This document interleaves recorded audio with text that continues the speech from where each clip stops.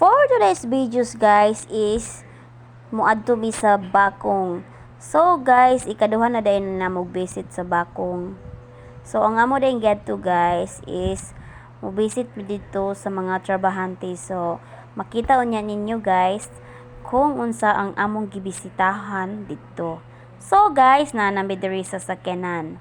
So ang among gihulat ang among kauban guys og 10 minutes kay mularga na meron. So while gahulat mi guys, naami diri sa sulod sa sakyanan. So init kayo ang panahon guys. So guys, wala jud naabot ang among kauban.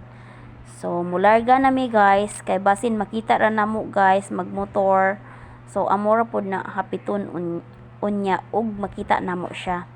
So guys, manglarga na mi guys.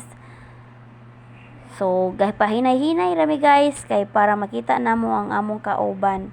So, init kayo guys. Init kayo ang panahon. So, makita ninyo sa palibot guys. While ga drive is nangamatay na ang mga tanom kay tungod sa kainit. So, guys, wala joy ulan-ulan. Anong nangyari sa kalibutan? So, pagkanindot sa views, naay mga lubi. So, naapoy mga kasagingan pero wala pa in taon bunga. So guys, mo nang view paingon sa Bakong. So namatay ng mga tanom guys. Kaluoy. So finally guys, is na mi diri sa Bakong. So mao ay na ang among gibisita diri guys. So mga naog sa misasakyanan guys, dili pwede nga nami sa sulod. So sa likod nako guys, mao na among givisit diri Bakong Church of CBC.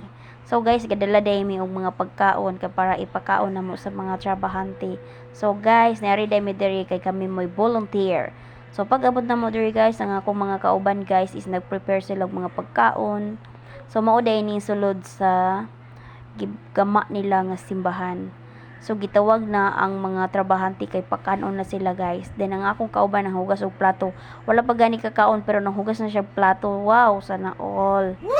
And then kami guys, wala pa man isunod ang mga trabahante, kapungko-pungko sa mi kay istorya. And then ako guys, kasigi ko kaon. So bisan asa ko guys, mukaon ko guys. Kay lisod na mapas mo guys. So finally guys, ang mga trabahante is ready na sila. So mangaon na sila guys. And then kami guys, paulahi rami guys kay dili man may trabahante. So thank God nga naabot mi diri safe. And then wala pa namin na mauli guys, namulong ko og lubi guys. Kay mupalit ko og kanang similya sa lubi kay among itanom sa dagat.